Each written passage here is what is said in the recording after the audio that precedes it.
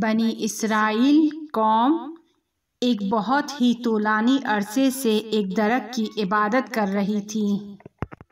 ان کی نظر میں وہ درخت بہت ہی معتبر اور مبارک تھا اور وہ اس کے سامنے اپنی عبادتوں کو انجام دیتے تھے۔ اتفاق سے اس درخت کے قریب ہی ایک عابد کا گھر تھا۔ عابد اس کو کہتے ہیں کہ جو اپنا زیادہ تر وقت عبادت میں صرف کرتا ہو۔ جب عابد بنی اسرائیل قوم کو دیکھتا ہے کہ وہ لوگ درخت کی پوجا کر رہے ہیں، اس کی عبادت کر رہے ہیں، تو اسے بہت افسوس ہوتا ہے کہ کیوں لوگ خدا کو چھوڑ کر درخت کی عبادت کر رہے ہیں۔ اس لیے ہاتھ میں کلہاڑی لیتا ہے اور درخت کی طرف روانہ ہوتا ہے تاکہ وہ اس درخت کو کاٹ دے۔ جب وہ درخت ہی نہیں ہوگا تو لوگ اس کی عبادت نہیں کریں گے۔ عابد نے کلہاڑی اٹھائی اور درخت کی جانب روانہ ہو گیا۔ اس طرف سے شیطان بہت خوش تھا کہ لوگ خدا کی عبادت چھوڑ کر درخت کی عبادت کر رہے ہیں۔ جب شیطان دیکھتا ہے کہ عابد کلہاڑی لے کر درخت کی طرف جا رہا ہے تو اس کے راستے میں آ جاتا ہے اور اس سے کہتا ہے، تم کیوں درخت کو کاٹنے کے لیے جا رہے ہو؟ کیوں ایسا کام کر رہے ہو کہ جس سے تمہیں کوئی فائدہ حاصل نہیں ہوگا؟ تم تو عابد ہو اور تمہارا زیادہ تر وقت عبادت میں صرف ہونا چاہیے، تمہیں عبادت کرنی چاہیے، تمہیں ان کاموں سے کیا لینا دینا؟ تم نے درخت کی وجہ سے اپنی عبادت کیوں چھوڑ دی ہے؟ درخت کاٹنے سے تمہیں کوئی بھی فائدہ حاصل نہیں ہوگا۔ شیطان اس کو مسلسل وسوسہ کر رہا تھا تاکہ عابد درخت نہ کاٹے اور لوگ درخت کی پوجا چھوڑ کر، درخت کی عبادت چھوڑ کر خدا کی عبادت نہ کر لیں۔ لہٰذا مسلسل کوشش میں لگا ہوا تھا کہ اسے اس کام سے روک دے، لیکن عابد اس کی بات ماننے کو تیار نہیں تھا۔ ان کے درمیان میں جر و بحث ہوتی ہے، لڑائی ہونے لگتی ہے اور نوبت یہاں تک آتی ہے کہ وہ دونوں باقاعدہ لڑائی کرنے لگتے ہیں۔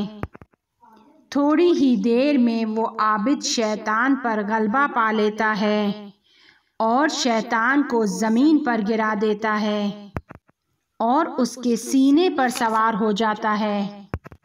جب شیطان دیکھتا ہے کہ اس کا کام تمام ہونے والا ہے، فوراً اس عابد سے کہتا ہے، تم مجھے چھوڑ دو، میرے پاس تمہارے لیے ایک اچھی پیشنہاد ہے، ایک اچھا راستہ ہے، ایک اچھا مشورہ ہے۔ اگر تمہیں میرا مشورہ پسند نہ آئے تو اس کے بعد جو تمہارا دل کرے تم اسے انجام دینا۔ عابد نے کہا شیطان سے کہ مجھے بتاؤ تمہارا مشورہ کیا ہے؟ شیطان نے کہا کہ میرا مشورہ یہ ہے کہ تم ایک ضرورت مند شخص ہو، میں روزانہ تم کو 2 دینار دوں گا جس سے تم اپنی ضرورتوں کو پورا کرو گے۔ نہ صرف ضرورتوں کو پورا کرو گے، اس میں سے جو پیسے بچ جائیں گے وہ تم لوگوں کی مدد کرنے میں خرچ کر دینا۔ میرے اس 2 دینار سے تم کو فائدہ ہی فائدہ ہوگا۔ تم درخت نہ کاٹو اور اس کے بدلے میں مجھ سے روزانہ 2 دینار لے لو۔ اگر تم میرے اس مشورے کو مانتے ہو، میری اس بات کو مانتے ہو، تو میں روزانہ تمہارے تکیے کے نیچے 2 دینار رکھ دوں گا۔ عابد پہلے تو راضی نہیں ہوتا ہے، لیکن پھر سوچ میں پڑ جاتا ہے، سوچنے لگتا ہے اور اس کے بعد وہ شیطان کے سینے سے نیچے اتر جاتا ہے، شیطان کی بات کو قبول کر لیتا ہے اور کلہاڑی سے درخت کاٹنے کی بجائے دوبارہ واپس اپنے گھر کی جانب چلا جاتا ہے۔ پہلے دن وہ دیکھتا ہے کہ اس کے تکیے کے نیچے 2 دینار موجود ہیں، خوش ہو جاتا ہے۔ اگلے دن دوبارہ وہ اپنے تکیے کے نیچے دیکھتا ہے، اس دن بھی اسے اپنے تکیے کے نیچے سے 2 دینار ملتے ہیں۔ جب تیسرا دن آتا ہے تو عابد پھر 2 دینار کو تکیے کے نیچے دیکھنے جاتا ہے۔ جب وہ تکیہ اٹھاتا ہے تو دیکھتا ہے کہ اس کے نیچے 2 دینار موجود نہیں ہیں۔ وہ اسے بہت ڈھونڈتا ہے لیکن اسے کہیں بھی 2 دینار نہیں ملتے ہیں۔ عابد کو جب 2 دینار نہیں ملتے تو وہ دوبارہ اپنی کلہاڑی اٹھا کر درخت کی جانب روانہ ہوتا ہے تاکہ درخت کو کاٹ دے، کیونکہ شیطان نے اپنا وعدہ پورا نہیں کیا۔ 2 دن وعدہ پورا کیا اور تیسرے دن اس نے اپنا وعدہ مکمل نہیں کیا، لہٰذا وہ درخت کی جانب روانہ ہوا۔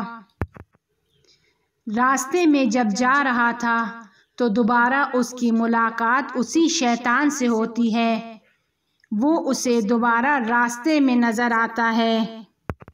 شیطان جب اسے دیکھتا ہے کہ اس کے ہاتھ میں کلہاڑی ہے اور وہ دوبارہ درخت کو کاٹنے جا رہا ہے تو عابد سے کہتا ہے، مگر میں نے تمہیں منع نہیں کیا تھا کہ تم درخت کو نہ کاٹو، تمہیں اس سے کوئی فائدہ حاصل نہیں ہوگا۔ پھر ان میں جر و بحث شروع ہو جاتی ہے اور بات لڑائی تک پہنچ جاتی ہے۔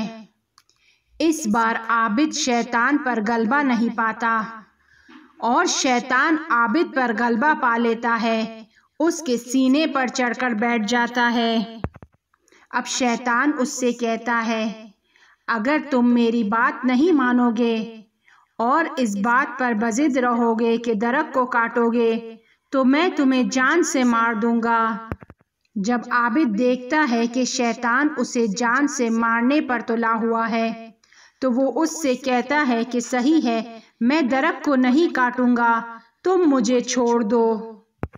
عابد بہت پریشان ہوتا ہے کہ جب میں نے پہلی مرتبہ شیطان سے لڑائی کی تھی تو میں اس پر غالب آ گیا تھا، اس کے سینے پر چڑھ کر بیٹھ گیا تھا، لیکن جب میں نے دوسری مرتبہ اس سے لڑائی کی تو وہ مجھ پر غالب آ گیا، ایسا کیوں ہوا؟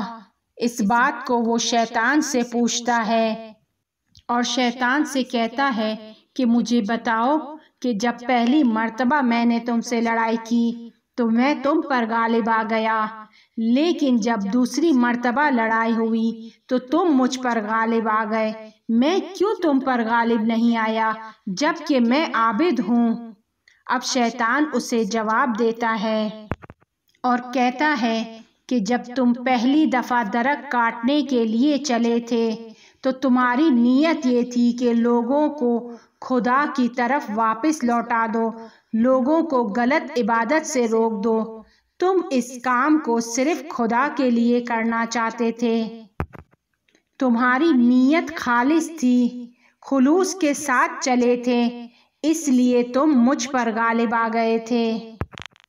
کیونکہ جو افراد خدا کے لیے کام کرتے ہیں ہم اس کا کچھ نہیں بگاڑ سکتے، لیکن جب تم دوسری دفعہ درخت کاٹنے کے لیے روانہ ہوئے تو تم اس لیے روانہ ہوئے تھے کہ ہمارے معاہدے کے مطابق تم درخت نہیں کاٹو گے اور میں تم کو روزانہ 2 دینار دوں گا۔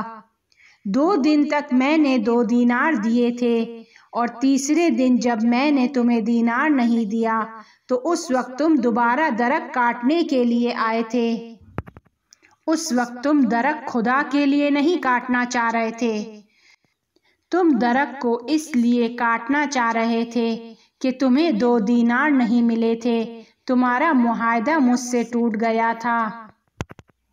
پہلی بار خدا کے لیے تم نے عمل انجام دیا، تم کامیاب ہو گئے، دوسری بار تمہارا عمل پیسوں کے لیے تھا، میرے ساتھ کیا ہوا معاہدہ ٹوٹنے کی وجہ سے تھا، اس لیے تم مجھ پر غالب نہیں آئے۔ امیر المومنین علیہ السلام فرماتے ہیں، سوائے اچھی نیت کے کمال تک نہیں پہنچتے ہیں۔